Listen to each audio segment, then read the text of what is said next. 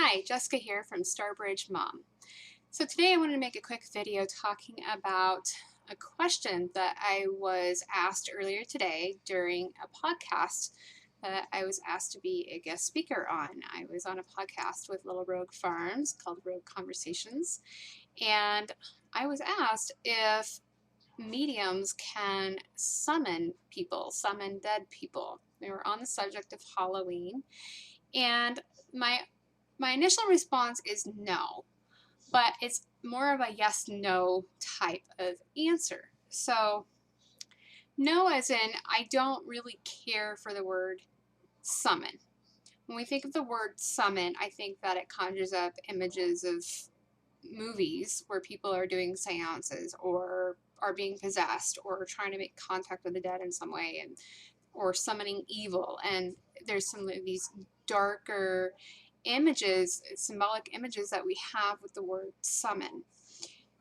When talking about things like connecting with spirits, angels, our ancestors, or any other type of spiritual being, that word kind of gets put into that category. But I really want to take away from the idea of the word summon and replace it more with connection and with relationship, because ultimately that's what you want to be doing if you ever get into this type of work where you're building connection and relationships with the spiritual realm.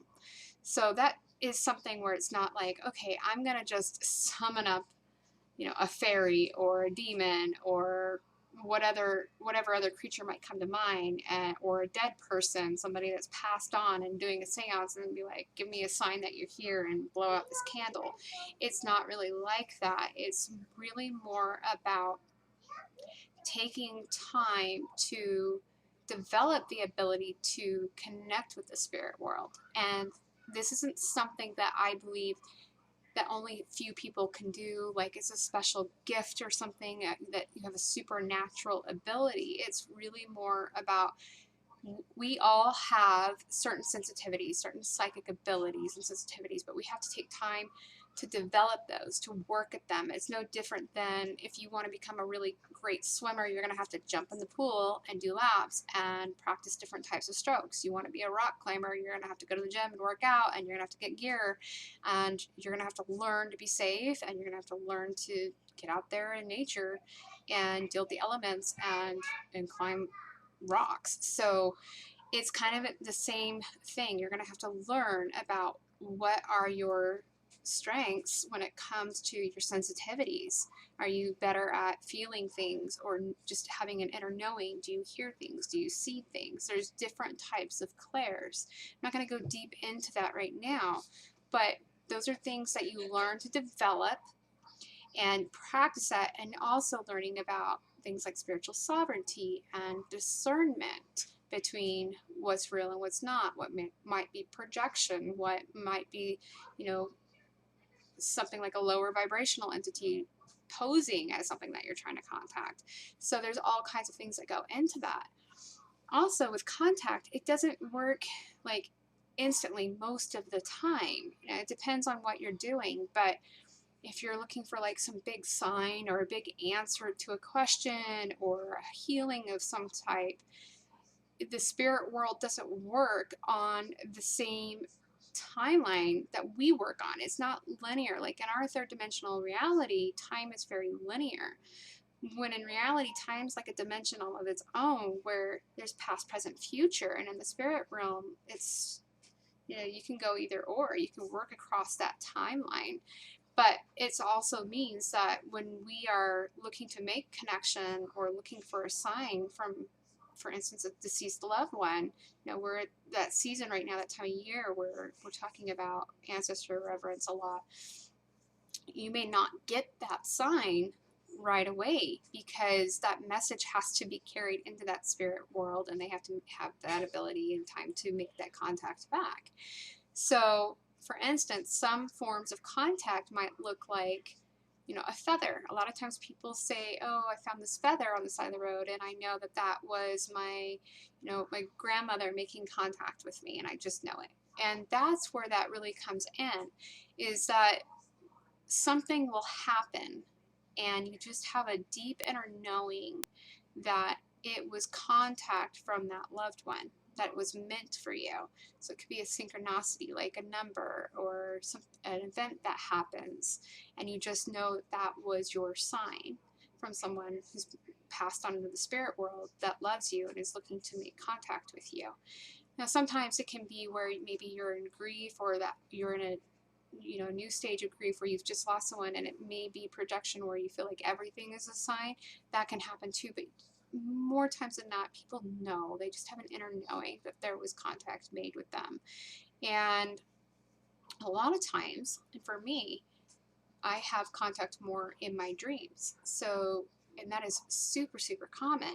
Whether or not you're developing your sensitivities, a lot of people have contact through dreams, but we just look at them as being dreams. So you may have contact with star beings, you may have contact with angels, you may have contact with your ancestors, with somebody who recently passed away. So those dreams are often contact and not just dreams. So that is a very, very common way that we do have connection with the spirit world. But again, I just wanted to kind of address that question about summoning and the ability to summon. So I want to share a couple of stories about the ways that I've experienced contact. When I was younger, and I was a new mom with my firstborn, my son was an infant. He was maybe like a month old, a very tiny little baby, and sleeping. And I had this dream about this older couple that I didn't know. It had a very specific landscape and building that was in the dream, and it really, really stuck with me. And I felt like they were trying to connect with me, trying to relay information to me. And so when I woke up, it just really stuck with me, and I went to go talk to my mother-in-law. It was my mother-in-law at the time. And I was describing people in my dream, this place, and she goes, "Hold on a minute." And she goes and gets this picture, and it's a really old black and white photo, and these are my parents, and this is them when they're in the Basque Country, and this is, their home and the land that they were on. And I mean, it was identical to that. They looked identical to the people that I saw in my dream. And so there was contact made with the ancestors of my son, because I was married into that family. Those ancestors were looking to connect because I had just had a baby, had their great grandson. So, and I fully believe that to this day, that there was an attempt to make contact with me because of having my son at the time. And there's been other times with people where I've dreamed about some of their loved ones that have moved on, and been able to describe them to people. And then with my own mom, when she passed away, just a tad over a year ago, she passed away in September of 2021.